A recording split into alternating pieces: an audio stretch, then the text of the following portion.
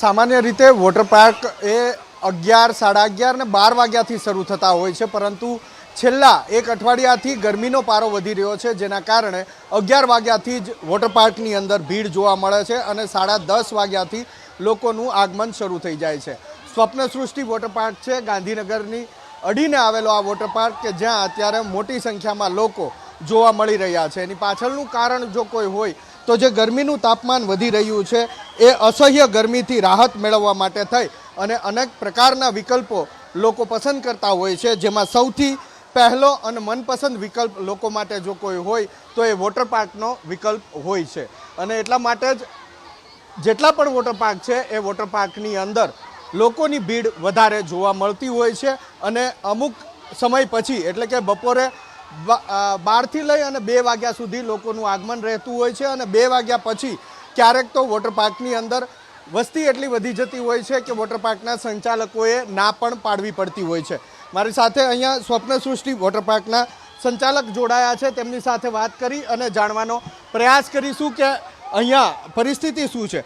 જે અત્યારે ગરમીનો પારો વધી રહ્યો છે તો અઠવાડિયા પહેલાં કેટલા લોકો આવતા હતા અને છેલ્લા એક અઠવાડિયાથી કેટલા લોકો આવી રહ્યા છે?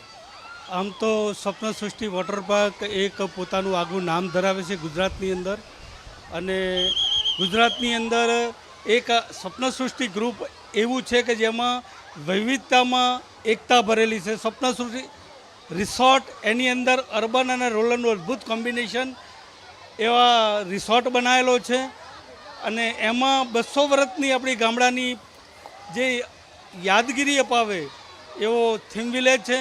એવી જ રીતે ગુજરાતનું પ્રખ્યાત મિની અમરનાથ ધામ એ પણ બનાવેલું છે, એડવેન્ચર પાર્ક છે।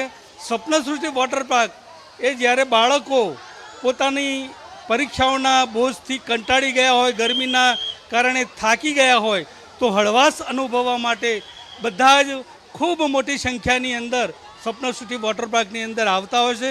સવારે 8 વાગ્યાથી લોબી કતારો લાગે છે અને સ્વપ્ન સૃષ્ટિ વોટર પાર્કની અંદર અલગ અલગ પ્રકારની રાઈડો, એમાં ખાસ કરીને જે ચિલ્ડ્રન માટે આ વખતે 2 ઝોન ડેવલપ કર્યા છે। એમાં વિવિધ રાઈડોની અંદર બાળકોને જે આનંદની અનુભૂતિ થાય એનાથી ઘણો જ એ લોકો ખુશ લઈને જતા હોય છે। જેમ રિસોર્ટની અંદર અર્બન અને રૂરલનું કોમ્બિનેશન બનાવ્યું છે, એ જ રીતે સ્વપ્ન સૃષ્ટિની અંદર પણ વિવિધતામાં એકતા, એ રીતે આ બાજુ તમે જુઓ તો 7 પ્રકારના વિશાળ કાય મોજા ધરાવતો થંડર વેવ પુલ છે।